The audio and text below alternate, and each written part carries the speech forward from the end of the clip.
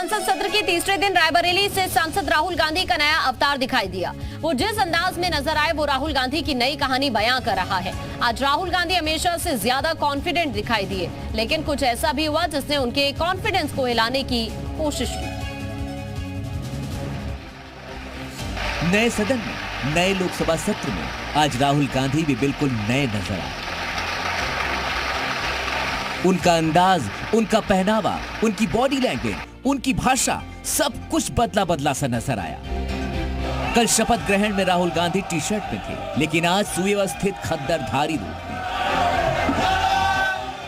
कहें तो आज राहुल गांधी ने जिस पद को संभाला है उसी पद के मुताबिक व्यवहार करते दिखाया। कांग्रेस जनों की यही इच्छा थी कि एक निर्भीक, निडर, साहसी और पिछले लोकसभा चुनाव में महानायक के रूप में उभरे। अब मैं इतना कह सकता हूं कि भारतीय जनता पार्टी की तानाशाही के खिलाफ, उनकी कदम कदम पर लोकतंत्र की मान्यताओं की हत्या करने के खिलाफ एक ऐसी आवाज गूंजेगी जो पूरा देश सुनेगा। आज जिस तरीके से उन्होंने लोकसभा में अपना जो है पहला भाषण दिया और जो उनका जेस्चर था, बॉडी लैंग्वेज थी, बहुत ही मैं कहूँगा कि कॉन्फिडेंट थे और लोगों की आशाएं और विश्वास लोगों की आज उनके ऊपर टिकी है। आने वाले दिनों में मजबूत विपक्ष की तरह राहुल गांधी लोगों की आवाज बनकर उभरेंगे। ओम बिरला के सम्मान में बोलते समय भी राहुल गांधी के शब्दों में आज विपक्ष के परिपक्व नेता का अंदाज नजर आया। उनके शब्दों में शिकायतें तो थी, लेकिन तंज नहीं था। उनके शब्दों में विरोध तो था, लेकिन उम्मीदें भी थी। On behalf of the India Alliance, Speaker Sir, I'd like to congratulate you for your successful election. For the second time that you have been elected, I'd like to congratulate you on behalf of the entire opposition, on behalf of the India Alliance.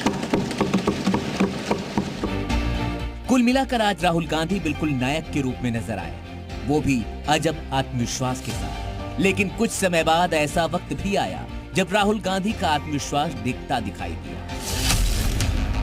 कुछ देर के बाद विपक्ष में अकेले पड़ते दिखे राहुल और कांग्रेस। हुआ ये कि इमरजेंसी की 50वीं बरसी पर आज संसद में ओम बिरला ने प्रस्ताव रखा।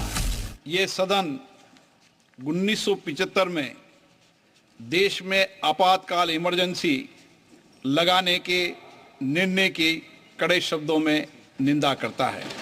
भारत के इतिहास में 25 जून 1975 के उस दिन को हम हमेशा काले अध्याय के रूप में जाना जाएगा।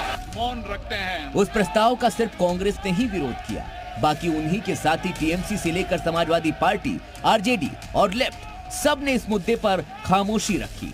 जब लोकसभा स्पीकर ने इमरजेंसी के दौरान मारे गए लोगों के सम्मान में 2 मिनट का मौन और श्रद्धांजलि के लिए कहा, तो समाजवादी पार्टी, टीएमसी, आरजेडी और लेफ्ट के दल एनडीए के साथ श्रद्धांजलि देने के लिए खड़े हो गए। वहां देखने वालों के मुताबिक ये सब देखकर राहुल गांधी समेत कांग्रेस नेता हैरान रह गए। यानी इस तरह से सरकार ने विपक्षी एकता को तीसरे ही दिन हिलाने की कोशिश कर डाली। आप कह सकते हैं कि इमरजेंसी पर विपक्ष बटा नजर आया। ब्यूरो रिपोर्ट, जी मीडिया।